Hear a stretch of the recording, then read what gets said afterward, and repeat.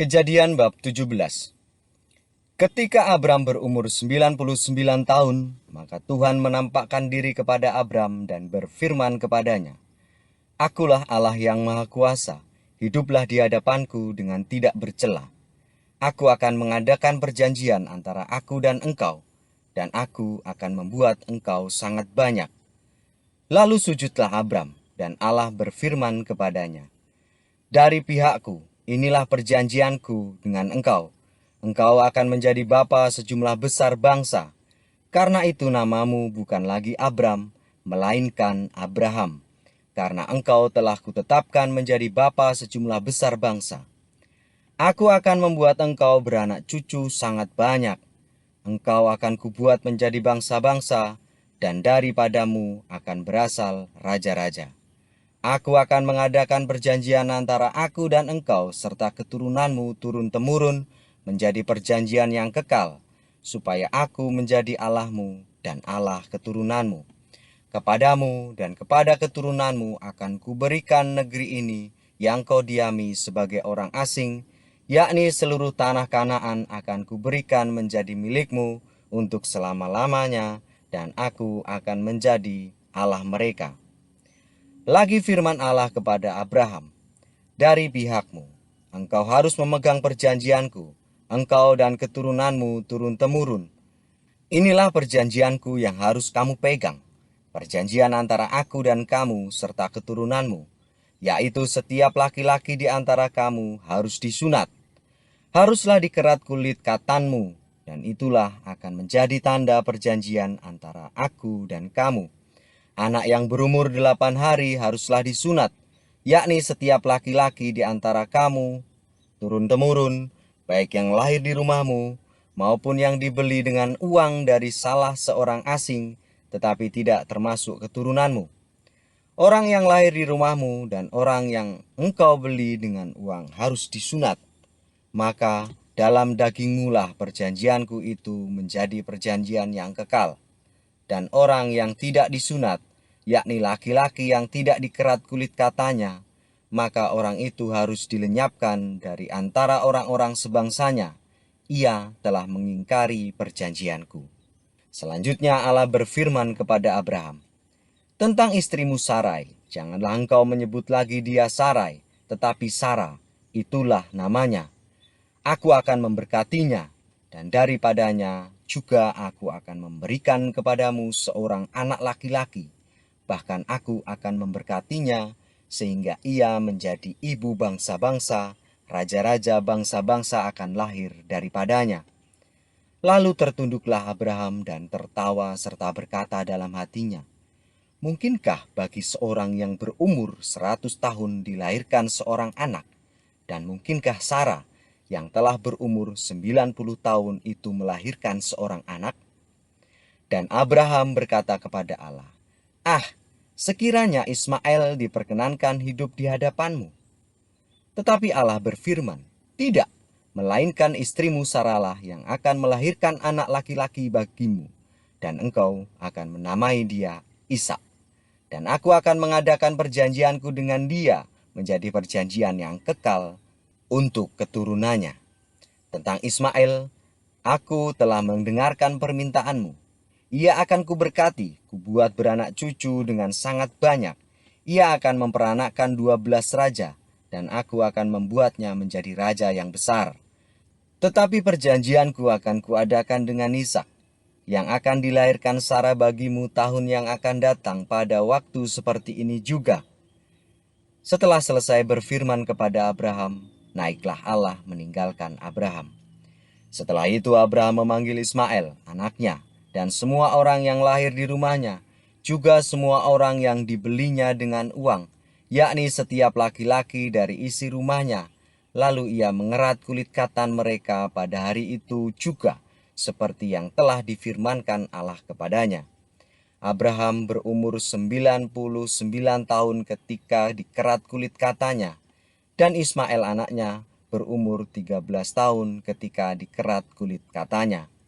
Pada hari itu juga Abraham dan Ismail anaknya disunat. Dan semua orang dari isi rumah Abraham, baik yang lahir di rumahnya maupun yang dibeli dengan uang dari orang asing, disunat bersama-sama dengan dia. Kejadian bab 18. Kemudian Tuhan menampakkan diri kepada Abraham dekat pohon tarbantin di Mamre, sedang ia duduk di pintu kemahnya waktu hari panas terik. Ketika ia mengangkat mukanya, ia melihat 3 orang berdiri di depannya. Sesudah dilihatnya mereka, ia berlari dari pintu kemahnya menyongsong mereka. Lalu sujudlah ia sampai ke tanah serta berkata, "Tuanku, jika aku telah mendapat kasih Tuanku, janganlah kiranya lampaui hambamu ini. Biarlah diambil air sedikit, basuhlah kakimu, dan duduklah beristirahat di bawah pohon ini. Biarlah kuambil sepotong roti, supaya tuan-tuan segar kembali. Kemudian bolehlah tuan-tuan meneruskan perjalanannya, sebab tuan-tuan telah datang ke tempat hambamu ini." Jawab mereka, "Perbuatlah seperti yang kau katakan itu." Lalu Abraham segera pergi ke kemah mendapatkan Sara serta berkata, "Segeralah, ambil 3 sukat tepung yang terbaik, remaslah itu dan buatlah roti bundar." Lalu berlarilah Abraham kepada lembu sapinya, ia mengambil seekor anak lembu yang empuk dan baik dagingnya, dan memberikannya kepada seorang bujangnya, lalu orang ini segera mengolahnya. Kemudian diambilnya dadi dan susu serta anak lembu yang telah diolah itu. Lalu dihidangkannya di depan orang-orang itu, dan ia berdiri di dekat mereka di bawah pohon itu, sedang mereka makan. Lalu kata mereka kepadanya, "Di manakah Sara, istrimu?" Jawabnya, "Di sana, di dalam kemah." Dan firman-Nya, "Sesungguhnya aku akan kembali tahun depan mendapatkan engkau. Pada waktu itulah Sara, istrimu, akan mempunyai seorang anak laki-laki." Dan Sara mendengarkan pada pintu kemah yang di belakangnya. Adapun Abraham dan Sara telah tua dan lanjut umurnya, dan Sara telah mati haid. Jadi tertawalah Sara dalam hatinya, katanya, "Akan biraikah aku setelah aku sudah layu, sedangkan tuanku sudah tua?" Lalu berfirmanlah Tuhan kepada Abraham, "Mengapakah Sara tertawa dan berkata, 'Sungguhkah aku akan melahirkan anak, sedangkan aku telah tua?' Adakah sesuatu apapun yang mustahil untuk Tuhan? Pada waktu yang telah ditetapkan itu, tahun depan, aku akan kembali mendapatkan engkau." Pada waktu itulah Sara mempunyai seorang anak laki-laki. Lalu Sara menyangkal, katanya, "Aku tidak tertawa," sebab ia takut. Tetapi Tuhan berfirman, "Tidak, memang engkau tertawa." Lalu berangkatlah orang-orang itu dari situ dan memandang ke arah Sodom. Dan Abraham berjalan bersama-sama dengan mereka untuk mengantarkan mereka. Berpikirlah Tuhan, "Apakah aku akan menyembunyikan kepada Abraham apa yang hendak kulakukan ini? Bukankah sesungguhnya Abraham akan menjadi bangsa yang besar serta berkuasa, dan oleh dia segala bangsa di atas bumi akan mendapat berkat? Sebab aku telah memilih dia supaya diperintahkannya kepada anak-anaknya dan kepada keturunannya, supaya tetap hidup menurut jalan yang ditunjukkan Tuhan, dengan melakukan kebenaran dan keadilan, dan supaya Tuhan memenuhi kepada Abraham apa yang dijanjikannya kepadanya." Sesudah itu berfirmanlah Tuhan, "Sesungguhnya banyak keluh kesah orang tentang Sodom dan Gomora, dan sesungguhnya sangat berat dosanya. Baiklah aku turun untuk melihat apakah benar-benar mereka telah berkelakuan seperti keluh kesah orang yang telah sampai kepadaku atau tidak. Aku hendak mengetahuinya." Lalu berparinglah orang-orang itu dari situ dan berjalan ke Sodom. Tetapi Abraham masih tetap berdiri di hadapan Tuhan. Abraham datang mendekat dan berkata, "Apakah engkau akan melenyapkan orang benar bersama-sama dengan orang fasik? Bagaimana sekiranya ada 50 orang benar dalam kota itu? Apakah engkau akan melenyapkan tempat itu, dan tidakkah engkau mengampuninya karena ke-50 orang benar yang ada di dalamnya itu? Jauhlah kiranya daripadamu untuk berbuat demikian. membunuh orang benar bersama-sama dengan orang fasik, sehingga orang benar itu seolah-olah sama dengan orang fasik. Jauhlah kiranya yang demikian daripadamu. Masakan hakim segenap bumi tidak menghukum dengan adil?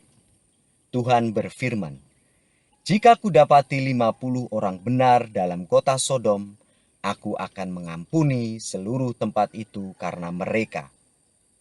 Abraham menyahut, sesungguhnya aku telah memberanikan diri berkata kepada Tuhan, walaupun aku debu dan abu. Sekiranya kurang 5 orang dari ke-50 orang benar itu, apakah engkau akan memusnahkan seluruh kota itu karena yang 5 itu? Firman-Nya, aku tidak memusnahkannya jika kudapati 45 di sana. Lagi Abraham melanjutkan perkataannya kepadanya. Sekiranya 40 didapati di sana, firman-Nya, aku tidak akan berbuat demikian karena yang 40 itu.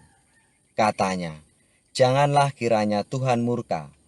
Kalau aku berkata sekali lagi, sekiranya 30 didapati di sana, firman-Nya, aku tidak akan berbuat demikian jika kudapati 30 di sana. Katanya, sesungguhnya aku telah memberanikan diri berkata kepada Tuhan, sekiranya 20 didapati di sana, firman-Nya, aku tidak akan memusnahkannya karena yang 20 itu. Katanya, janganlah kiranya Tuhan murka kalau aku berkata lagi sekali ini saja.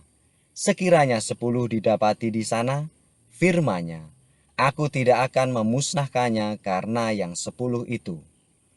Lalu pergilah Tuhan setelah ia selesai berfirman kepada Abraham, dan kembalilah Abraham ke tempat tinggalnya.